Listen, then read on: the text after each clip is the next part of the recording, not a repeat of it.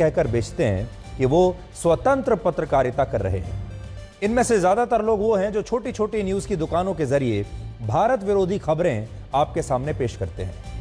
आपने अक्सर देखा होगा कि हमारे देश के कुछ यूट्यूबर पत्रकार मुसीबत की घड़ी में भी देशभक्ति की बात कभी नहीं करते, बल्कि ये वो लोग हैं जो गलवान और डोकलाम के समय चीन की तरफदारी करते हैं और बालाकोट और पुलवामा के समय पाकिस्तान की तरफदारी करते हैं और भारतीय सेना पर सवाल उठाते हैं।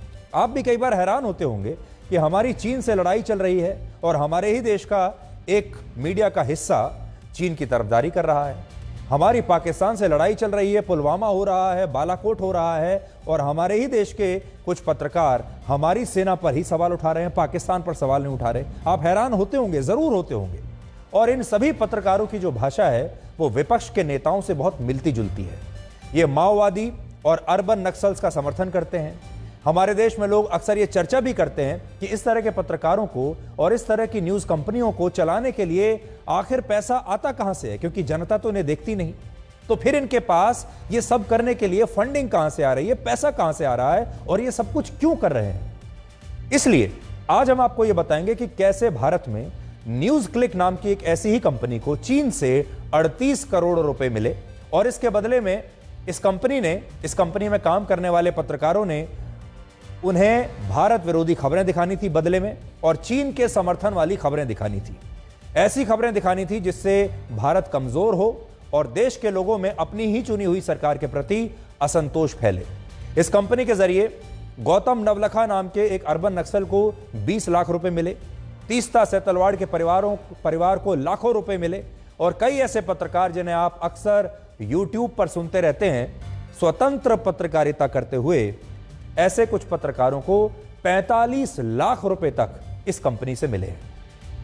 ये ऐसे पत्रकार हैं जो अक्सर अपने यूट्यूब वीडियो के जरिए जहर फैलाते हैं और कहते हैं कि आप उन्हें स्वतंत्र पत्रकारिता के नाम पर शेयर, लाइक और सब्सक्राइब कीजिए। और हमारे देश के बहुत सारे भोले भाले दर्शक ये गलती कर भी बैठते हैं। इसलिए आज हम आपसे ये कहने के लिए आए हैं कि इस गलती को मत कीजिए। हमारे देश में मीडिया का एक ऐसा बड़ा हिस्सा है जिसकी फंडिंग बाहर से हो रही है और आज वही विदेशी हाथ, जहां से ये पैसा आ रहा है, वही विदेशी हाथ जो वहां से स्क्रिप्ट लिखकर इन पत्रकारों को भेज रहा है, आज वो आपको दिखाएंगे। आप अक्सर ये बात सुनते होंगे कि भारत को अस्थिर करने के पीछे विदेशी हाथ है, लेकिन इस खबर से आपको ये समझ में आएगा कि ये विदेशी हाथ होता कैसा है और ये काम कैसे करता है।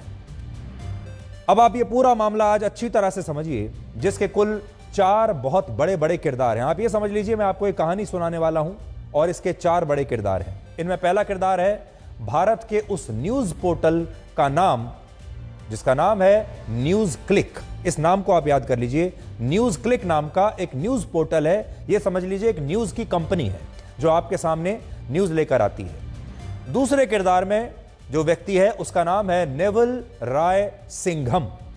ये जो सिंघम है, सिर्फ इसके नाम में सिंघम है, इसका सिंघम फिल्म से कोई लेना देना नहीं है और इस व्यक्ति के जो काम है वो भी सिंघम जैसे नहीं है। ये वो व्यक्ति है जिसने अमेरिका में स्थित अपनी अलग अलग कंपनियों के जरिए, एनजीओज के जरिए न्यूज क्लिक नाम की इस कंपनी में करोड़ों रुपए का निवेश किया। तीसरा किरदार है चीन की कम्युनिस्ट पार्टी ऑफ चाइना, जिसकी एक संस्था अमेरिका की उन कंपनियों में पैसा लगाती है, फंडिंग करती है, जिसके जरिए न्यूज क्लिक को पैसा मिला है। और चौथे किरदार में है भारत के वो पत्रकार और यूट्यूबर जो स्वतंत्र पत्रकारिता के नाम पर चीन की कम्युनिस्ट पार्टी की गोद में जाकर बैठे हैं और चीन के निर्देश पर चीन की गुलामी कर रहे हैं। चीन से स्क्रिप्ट जो लिखकर आती है उसे आपके सामने पढ़ रहे हैं और भारत के खिलाफ एजेंडा चला रहे हैं। तो यह पूरा जाल जो है यह इस समय आपकी स्क्रीन पर है।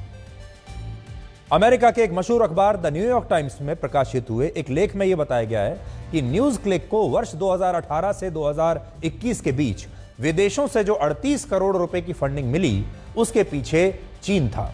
और यह बात भारत के एनफोर्समेंट डायरेक्टरेट ने भी कही थी जब उन्होंने इस कंपनी पर छापा मारा था।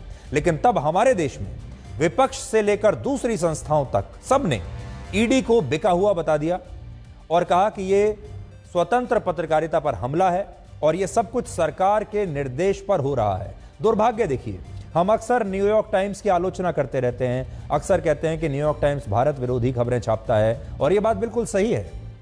लेकिन जब हमारे देश का एनफोर्समेंट डायरेक्टरेट कुछ बात कहता है तो हमारे देश में कोई नहीं मानता, कहते हैं अरे ये तो सरकारी संस्था है, झूठ बोल रही होगी। लेकिन जब वही बात न्यूयॉर्क टाइम्स जैसा अखबार कहता है तो सब मान लेते हैं। और न्यूयॉर्क टाइम्स ने क्या किया है, उसने एक बड़ा इन्वेस्टिगेशन किया है जिसके जरिए यह पता चला कि चीन अलग अलग देशों में, अलग अलग देशों के मीडिया संस्थानों में अपना पक्ष रखने के लिए पैसा लगाता है और उन देशों के मीडिया को खरीद रहा है। और उन देशों में भारत का नाम भी है जहां चीन मीडिया को खरीद रहा है। यह खुलासा जिस न्यूज क्लिक नाम की कंपनी को लेकर हुआ है उसका असली नाम है PPK news click studio private limited और यह कंपनी 11 जनवरी 2018 को रजिस्टर हुई थी। यह तारीख इसलिए बहुत महत्वपूर्ण है क्योंकि इससे 10 दिन पहले ही 1 जनवरी 2018 को महाराष्ट्र के भीमा कोरेगांव में एक बहुत बड़ी हिंसा हुई थी और इस हिंसा के आरोप में तब कुछ अर्बन नक्सल्स और खुद को मानव अधिकारों के कार्यकर्ता और गौतम नवलखा को गिरफ्तार किया गया था। गौतम नवलखा अपने आप को वैसे तो मानव अधिकारों का कार्यकर्ता बताते हैं, लेकिन वो क्या हैं आप भी जानते हैं। अब यह पता चला कि गौतम नवलखा 1 जनवरी 2018 को भीमा कोरेगांव में हुई हिंसा की साजिश में शामिल थे और इसके 10 दिन बाद जब 11 जनवरी 2018 को न्यूज क्लिक नाम की कंपनी बनी तब वो इस कंपनी से जुड़े हुए थे। यानी ये जो गौतम नवलखा हैं ये न्यूज क्लिक से जुड़े हुए थे और वो इस कंपनी के शेयर होल्डर भी थे। अब बड़ी बात यह है कि भारत के इस न्यूज पोर्टल को मार्च 2018 से विदेशों से फंडिंग मिलनी शुरू हुई और यह फंडिंग कहां से आ रही थी? अमेरिका की 3 कंपनियां और ब्राजील की एक कंपनी से भारत के इस न्यूज पोर्टल को फंडिंग मिली और लगभग 28 करोड़ रुपए इन कंपनियों के जरिए न्यूज क्लिक के बैंक अकाउंट में विदेशी निवेश के जरिए, विदेशी निवेश के नाम पर आ गया और यह पूरा लेन देन हुआ जो ये 2 कड़ियों में हुआ, 2 किश्तों में हुआ। अमेरिका की जो कंपनियां न्यूज क्लिक को पैसा दे रही थी उनका remote control Neville Roy Singham नाम के अमेरिकी इन्वेस्टर के पास था और जिस न्यूज क्लिक कंपनी को उनसे फंडिंग मिल रही थी उसके डायरेक्टर प्रबीर पुरकायस्थ थे जिनके ठिकानों पर 2021 में ईडी ने छापा मारा था। वर्ष 2018 से 2021 के बीच 3 साल में अमेरिका के इस सो कॉल्ड इन्वेस्टर से न्यूज क्लिक को पूरे 28 करोड़ रुपए मिले और इस दौरान अप्रैल 2018 में न्यूज क्लिक को फॉरेन डायरेक्ट इन्वेस्टमेंट के जरिए 9 करोड़ 59 लाख रुपए अलग से मिले, यानी लगभग 10 करोड़ रुपए और मान लीजिए। तो 28 करोड़ एक बार आए और 9.5 करोड़ रुपए एक बार आए, लगभग हो गए 38 करोड़ रुपए। यह पैसा अमेरिका की जिस कंपनी से न्यूज क्लिक को उसके शेयर ट्रांसफर करने पर मिला, उस कंपनी की जब जांच हुई तो पता चला कि यह कंपनी सिर्फ न्यूज क्लिक को यह फंड ट्रांसफर करने के लिए ही बनाई गई थी खास तौर पर। और इसमें भी एक बहुत बड़ा घोटाला हुआ। जो कंपनी घाटे में चल रही थी और जिसके शेयर की फेस वैल्यू 10 रुपए थी, उस कंपनी के शेयर्स का सौदा 11,510 रुपए के प्रीमियम पर किया गया। यानी फंडिंग लेने के लिए यह पूरा घोटाला हुआ जिससे न्यूज क्लिक को 9 करोड़ 59 लाख रुपए मिल गए और जिस फर्जी कंपनी के जरिए यह मुंह मांगे दाम पर यह मिट्टी के भाव जो शेयर था उसे सोने के भाव बेचकर जिस कंपनी के जरिए पैसा भेजा गया, उस कंपनी का चेहरा नेविल रॉय सिंघम ही था जो खुद को अमेरिका का एक बहुत बड़ा व्यापारी या बिजनेसमैन बताता है। लेकिन न्यूयॉर्क टाइम्स की रिपोर्ट कहती है कि यह व्यक्ति अमेरिका में नहीं, फिलहाल चीन के शंघाई शहर में रहता है, इस समय वहां मौजूद है और यह चीन की कम्युनिस्ट पार्टी के लिए काम करता है और चीन की कम्युनिस्ट पार्टी का एक एजेंट है। इसके अलावा आरोप है कि न्यूज क्लिक को इस व्यक्ति के जरिए जितनी भी फंडिंग मिली वो पैसा चीन के जरिए ही न्यूज क्लिक नाम की इस कंपनी तक पहुंचा और इसके बदले में चीन ने भारत के इस न्यूज पोर्टल को चीन के हितों के लिए काम करने के लिए कहा और ऐसा काफी वक्त तक चलता रहा जब यह कंपनी असल में चीन के पैसे से चल रही थी। इसकी जो स्क्रिप्ट्स आती थी वो चीन से लिखकर आती थी और इसका जो काम, जो टास्क दिया गया था इस पैसे के बदले वो ये था कि चीन की वाहवाह करो और अपने देश की आलोचना करो। न्यूज क्लिक के डायरेक्टर और चीन की सरकार के लिए काम करने वाले इस व्यक्ति के बीच कई ईमेल्स एक दूसरे को भेजे गए थे जिनमें चीन की सरकार न्यूज क्लिक को चीन के समर्थन में काम करने के लिए बार बार कहती थी। इसके तहत भारत में चीन के पक्ष में माहौल बनाने, भारत में चीन की छवि चमकाने के लिए एक विशेष प्रोग्राम चलाने और चीन विरोधी भावना को भारत में कम करने के लिए इन लोगों को निर्देश दिए गए। इसके अलावा इन्हीं ईमेल्स पर भारत के ऐसे नक्शे भी भेजे गए जिनमें अरुणाचल प्रदेश को चीन का हिस्सा बताया गया। और बड़ी बात यह है कि ये ईमेल्स उन पत्रकारों, यूट्यूबर्स और नेताओं को भी भेजे गए जो स्वतंत्र पत्रकारिता की दुकान खोलकर आपके सामने बैठे हुए हैं। आपने देखा होगा अक्सर आजकल डिजिटल मीडिया में और यूट्यूब पर अक्सर छोटे मोटे पत्रकार भी आते हैं, कुछ ऐसे पत्रकार भी आते हैं जो पहले किसी अखबार में या किसी बड़े न्यूज़ चैनल में काम करते थे और अचानक से वो ये कहते हैं कि मैं स्वतंत्र पत्रकारिता करता हूं, इसलिए आप मुझे समर्थन दीजिए। स्वतंत्र पत्रकारिता का मतलब है कि मैं खुलकर सच कहता हूं और वो सच क्या होता है? वो सच भारत विरोधी होता है, पाकिस्तान के पक्ष में होता है, चीन के पक्ष में होता है, हर उस ताकत के पक्ष में होता है जो भारत के खिलाफ खड़ी होती है। और फिर वो ये कहते हैं कि मैं स्वतंत्र पत्रकार हूं, आप मुझे लाइक कीजिए, शेयर कीजिए, सब्सक्राइब कीजिए और मुझे पैसा भी भेजिए। और ये भी कहते हैं कि मेरे पास पैसा नहीं है, आप मुझे सपोर्ट कीजिए क्योंकि मैं आपके सामने सच ला रहा हूं, वो सच जो कोई और नहीं लाएगा। बिल्कुल, कोई और पत्रकार क्यों लाएगा? क्योंकि सारे पत्रकार बिके हुए नहीं हैं। जो बिके हुए पत्रकार हैं वही ये काम करेंगे। इसलिए आज हम आपको ये बता रहे हैं कि ये बिके हुए पत्रकार कौन हैं जो चीन जैसे दुश्मन देश से पैसा लेकर आपके सामने झूठ फैलाते हैं। इनमें भीमा कोरेगांव हिंसा के आरोपी गौतम नवलखा और सीपीएम के नेता बप्पादित्य सिन्हा का भी नाम है, जिन्हें 20-20 लाख रुपए चीन के जरिए इसी कंपनी के थ्रू मिले। इसके अलावा खुद को मानवाधिकार कार्यकर्ता बताने वाली तीस्ता सेतलवाड़ के पति जावेद आनंद को 12,61,000 रुपए मिले और उनकी बेटे और बेटी को 10,93,000 रुपए ऐसे ही चीन के जरिए इस कंपनी से होते हुए मिले। और ऐसे पत्रकार एक और हैं, उसे भी 40 से 45 लाख रुपए दिए गए, जो यूट्यूब पर ये कहते हैं कि बोल कि लब आजाद हैं तेरे। आजादी के नाम पर जो आपके सामने झूठ पेश करते हैं, ऐसे एक पत्रकार को 45 लाख रुपए दिए। नाम इसलिए नहीं बताना चाहता कि नाम बताया तो उसका कद बहुत बढ़ जाएगा, इस लायक नहीं है। लेकिन इन पत्रकारों का सच ये है कि ये चीन की गोदी में बैठकर काम करते हैं और इनकी तनख्वाह, इनका अप्रेजल, इनका बोनस, सब कुछ आप तय नहीं करते। ये कहते तो आपसे ये है कि आप तय करेंगे, आप लाइक करेंगे, सब्सक्राइब करेंगे तो इनको पैसा मिलेगा, लेकिन ये सब कुछ चीन से तय होता है। पैसा लेते हैं चीन से और आपको कहते हैं कि हम आपके लिए काम करते हैं, हम स्वतंत्र पत्रकारिता करते हैं। एक कड़वा सच ये भी है कि जिन यूट्यूबर पत्रकारों को और न्यूज़ पोर्टल पर चीन से फंडिंग लेकर काम करने के आरोप हों, वो डिजिटल मीडिया और पत्रकार असल में चीन का एक गुलाम मीडिया है। इसका नाम हमने गुलाम मीडिया रखा है, जिसने सोशल मीडिया और यूट्यूब पर भारत के खिलाफ नफरत का पूरा की पूरा एक शोरूम कह लीजिए, दुकान कह लीजिए या मॉल कह लीजिए, ये खोल कर रखा है। इसलिए आज आपके सामने एक नया गठबंधन लेकर आए हैं। भारत के खिलाफ एक नया गठबंधन है और ये गठबंधन है चीन, पाकिस्तान, नक्सलवादी, भारत विरोधी ताकतें और ये गुलाम मीडिया। इस नए गठबंधन को आप पहचान लीजिए। ये जो गुलाम मीडिया है सबसे नीचे, ये आपसे यही कहता है कि मैं स्वतंत्र पत्रकारिता करता हूं, लेकिन आप आज खुद अपने दिमाग पर जोर डालिए। ये जितने भी स्वतंत्र पत्रकारिता करने का दावा करने वाले लोग हैं, इन सब की भाषा आपको भारत विरोधी ताकतों की जैसी मिलेगी। सबकी भाषा और विचार नक्सलवादियों से मिलते हैं, माओवादियों से मिलते हैं, सबके विचार पाकिस्तान से मिलते हैं, चीन से मिलते हैं। ये कोई इत्तेफाक नहीं हो सकता, ये इत्तेफाक नहीं है। ये लोग बिक गए हैं और ये गुलाम है। जिस तरह हमारे ही देश में बहुत सारे लोग ईस्ट इंडिया कंपनी के लिए काम किया करते थे, हमारे ही देश में बहुत सारे गद्दार ऐसे थे। जब ईस्ट इंडिया कंपनी भारत में आई तो हमारे ही देश के न जाने कितने गद्दार उनसे मिल गए थे। आज भी वही हो रहा है। आज ये जो विदेशी ताकतें हैं, ये आज की ईस्ट इंडिया कंपनी है।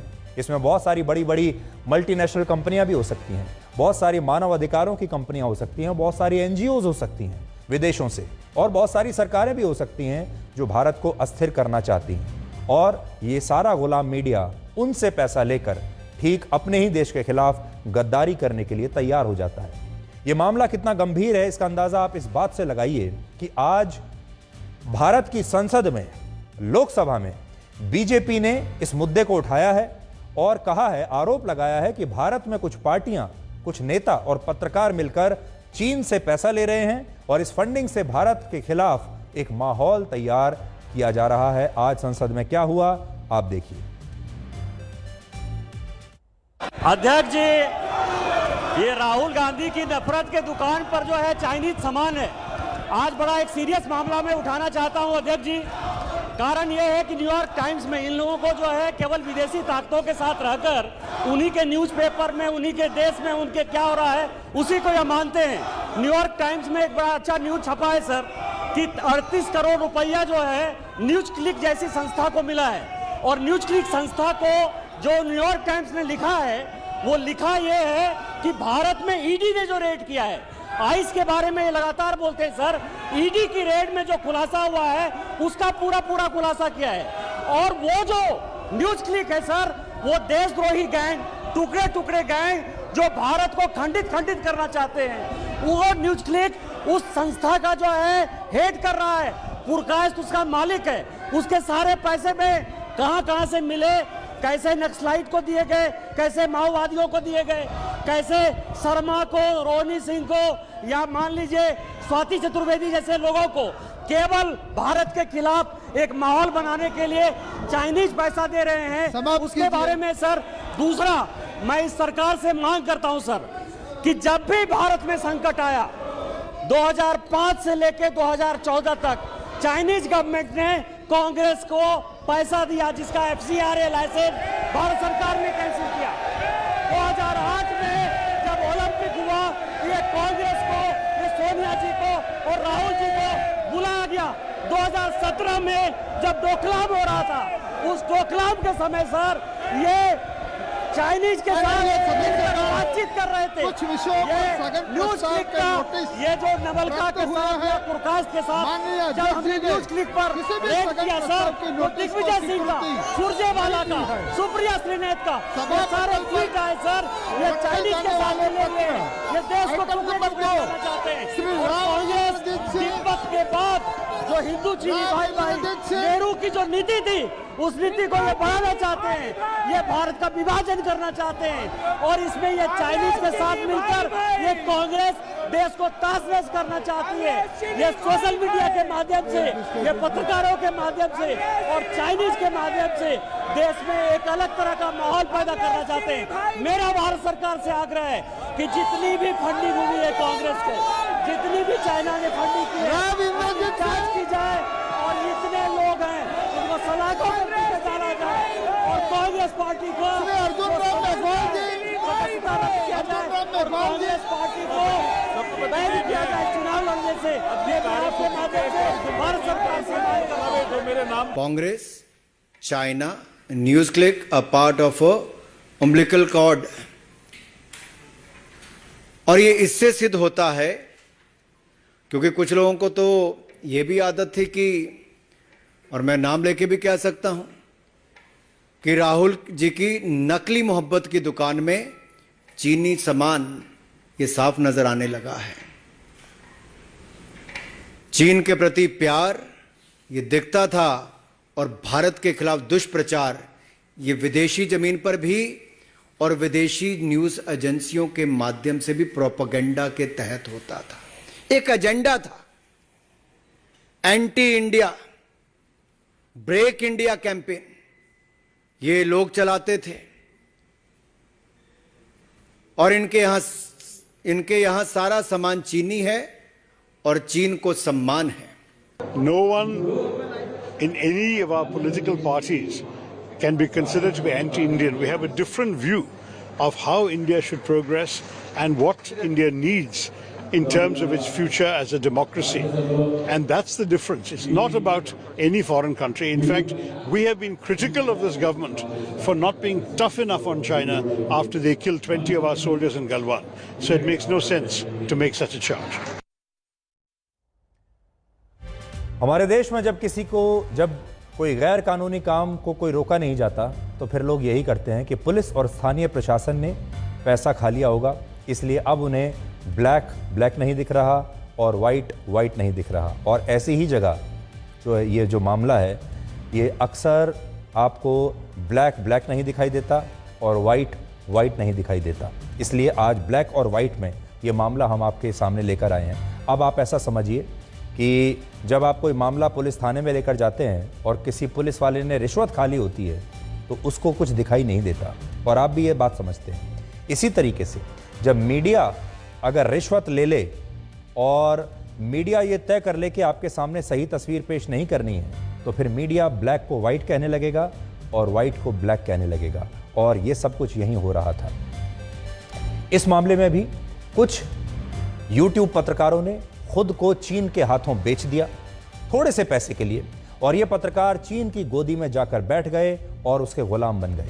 लेकिन बड़ी बात यह है कि बहुत सारे लोग जब भी इन्हें स्वतंत्र पत्रकारिता बताते हुए इनका बचाव करते हैं तो देखिए क्या होता है, और ये पहली बार नहीं हो रहा है। मैं आज आपको बताना चाहता हूं, इसी न्यूज़ क्लिक की नाम की कंपनी पर 2021 में एनफोर्समेंट डायरेक्टरेट ने रेड की थी इसके दफ्तरों पर और दूसरे ठिकानों पर, और उस समय हमारे देश का एक खास वर्ग, लोकतंत्र और अभिव्यक्ति की आजादी के ठेकेदार और प्रेस की आजादी के ठेकेदार और एडिटर गिल्ड ऑफ इंडिया जैसी संस्थाओं ने तब बड़ी चिंता जताई थी और कहा था कि ये ईडी की रेड स्वतंत्र पत्रकारिता को कुचलने के लिए की जा रही है। मैं आज आपको बताना चाहता हूं उस समय किस किस ने विरोध किया था। देखिए, उस समय जब ईडी ने इनकी रेड की थी, और यही बात जब ईडी ने बताई थी जो आज न्यूयॉर्क टाइम्स बता रहा है, उस समय ये कांग्रेस पार्टी ने इस न्यूज़ क्लिक का बहुत बचाव किया, कुछ विपक्षी दलों ने बहुत बचाव किया, कुछ खास पत्रकारों ने इसका बहुत बचाव किया,